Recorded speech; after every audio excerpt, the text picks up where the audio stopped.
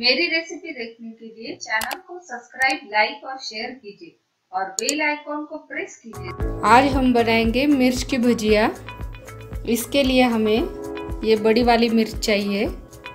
इस मिर्च के बीज हम निकाल देंगे, इस तरह काट के ऊपर से इस तरह से सब बीज निकाल देंगे। इस तरह से ये सब बीज निकाल लेंगे और इसमें अब हम इसकी भजिया बनाएंगे। हम इस तरह से मैंने ये सब मिर्च काट के रख दी है और इसके बीज भी निकाल दिए हैं। 2 कप बेसन चाहिए, आधा कप हमें राइस आटा चाहिए, चावल का आटा, 1 टेबलस्पून नमक, ½ टीस्पून खाने का सोडा, 2 टीस्पून लाल मिर्च, 1 टीस्पून हल्दी और 1 पिंच हींग चाहिए। एक बड़ा बाउल लेंगे, ये बेसन डाल देंगे, चावल का आटा, लाल मिर्च पाउडर, हल्दी, नमक, हींग।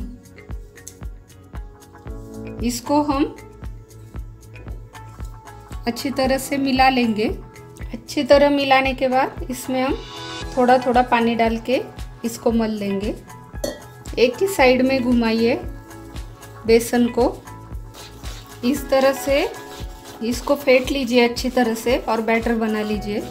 5 मिनट इसको हम रेस्ट करने के लिए रखेंगे। इस बैटर को खाने का सोडा इस बैटर में ऐड कर देंगे और एक बार फिर से बैटर को अच्छे से मिला लेंगे।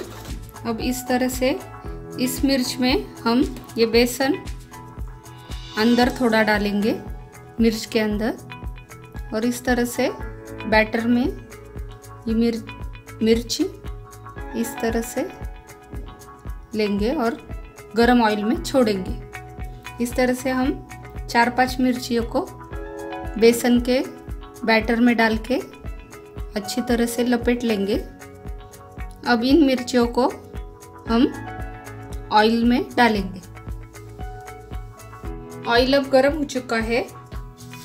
इस तरह से मिर्च हम इसमें डालेंगे ऑयल में।